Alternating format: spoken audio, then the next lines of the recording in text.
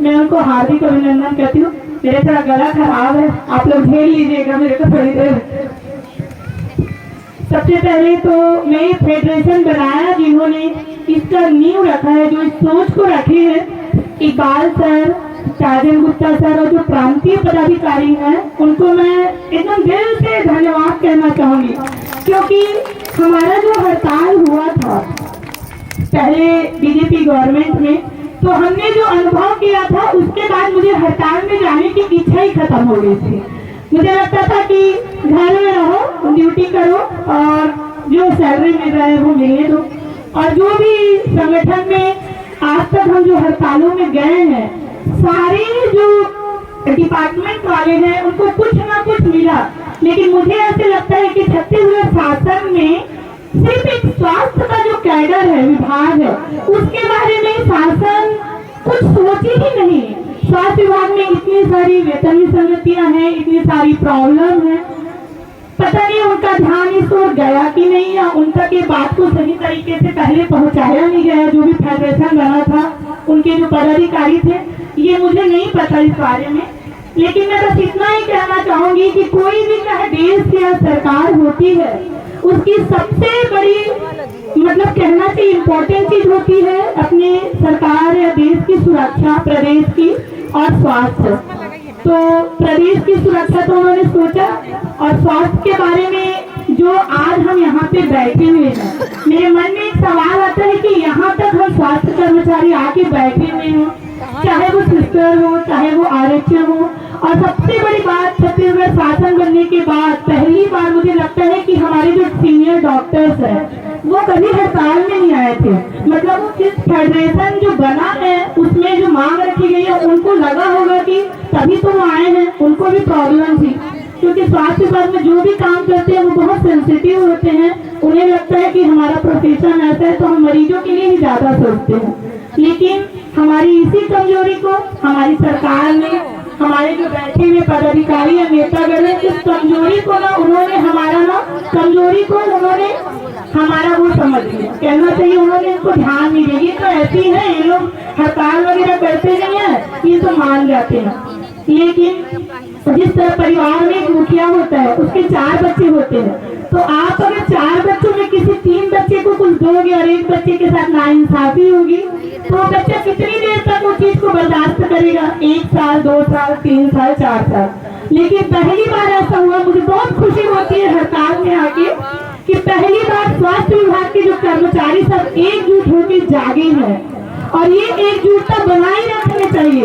आप लोग देखिए, मितानिनों को देखिए, उनके एक आह्वान पे पूरी मितानी निकल के रायपुर आ जाती हैं। उनकी सैलरी इतनी कम है, वो डटी रहती है। एनओ लोग जो आंगनबाड़ी कार्यकर्ता है वो आ जाती है, शिक्षा कर्मी आ जाते हैं। इसीलिए जिन्होंने भी हड़ताल किया उनको शासन ने उनकी मांगे पूरी की। लेकिन स्वास्थ्य विभाग की मांगे तो मेरे को लगता है कोई कैडर में आज तक मांग पूरा नहीं हुआ, चाहे वो आरक्षक हो, चाहे स्टाफ नर्स हो। तो हम सबको मिल के रहना है एक साथ।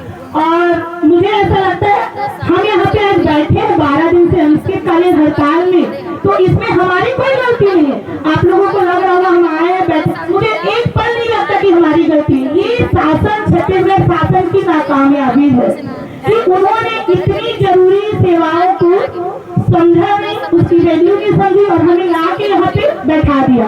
तो हम हमारी नाकामयाबी से नहीं बैठे हैं, ये उनकी नाकामयाबी है। वो देख रहे होंगे, सोच रहे होंगे कि हमसे कहाँ गलती हुई 5 साल में। तो यहाँ पे एक बात है, मैं दीदी कीर्ति सर को बहुत फॉलो करती हूँ कि उसूलों पे जो आँच आए, उसूलों पे जो आँच आए तो टकराना जरूरी है, और अगर जिंदा हो तो जिंदा नजर आना जरूरी है। और इससे पहले एक सर आए थे दो वो के पहले, उन्होंने कहा कि जो लोग यहाँ पे आ नहीं रहे हैं तो वो नहीं आ रहे, तो उनका जमीन पता नहीं कैसे गवाही देगा, मुझे नहीं पता। क्योंकि जब मैं रोज कांकेर से आती हूँ, सबसे पहले मेरी मम्मी मुझे यही कहती है, क्यों जाती हो हड़ताल में, बच्चे को देखो पेपर चल रहा है, बेटा कुछ नहीं होगा।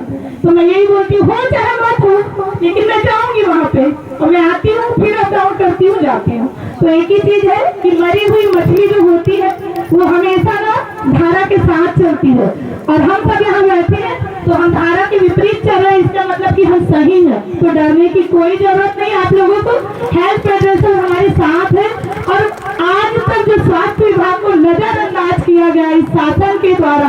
मैं उनसे बस इतना कहना चाहूंगी कि जो होगा देखा जाएगा। हम लोग तो ऐसे भी सुन के कर रहे हैं ड्यूटी।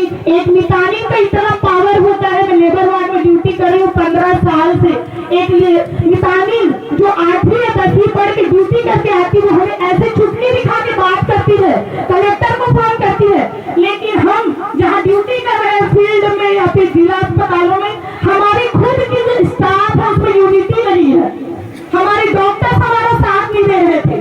पर मुझे लगता है फेडरेशन बना है तो अब चाहे जहाँ भी होगा छत्तीसगढ़ में तो सब एक साथ जाएंगे। क्योंकि मैं अभी सुकमा गई थी, वहाँ मैं देख के आई थी। तो ऐसी यूनिटी होनी चाहिए। और मैं एक चीज ये कहना चाहूंगी कि जब तक हम ड्यूटी कर रहे थे, हम बहुत अभी भी सेंसिटिव है। हम मरीजों के बारे में सोचते हैं, आम जनता के बारे में सोचते हैं। और शायद मेरे ख्याल से सेंसिटिव लोगों को ही भगवान स्वास्थ्य विभाग में लाता है। इस प्रोफेशन में मेरी टीचर थी, जब मैं ट्रेनिंग करती थी भोपाल में, तो हमेशा कहती थी हर किसी का सिलेक्शन मेडिकल फील्ड में नहीं होता। आप लोग बहुत मतलब यूनिक हो, चुना है भगवान ने आपको। मैं रोती थी कि मुझे ऐसी जगह क्यों भेजा गया हॉस्टल में, इतना स्ट्रिक्ट है, इतना नियम है, मुझे प्रोफेशन पसंद नहीं है, मैं टीचर बनना चाहती हूँ। तो उनका एक बात मैं कभी नहीं भूलती जब मैं हताश हो जाती हूँ। वो हमेशा कहती थी कि आप लोग बहुत यूनिक और स्पेशल हो जो इस फील्ड में आए हो। तो हम लोग यूनिक है, स्पेशल है, इसीलिए सब एक है। और शासन से डरने की जरूरत नहीं। पहली बार स्वास्थ्य विभाग के कर्मचारी जागे हैं, तो मुझे ये चीज बहुत अच्छा लगता है देख के। बस थैंक यू, इतना ही कहना चाहूंगी।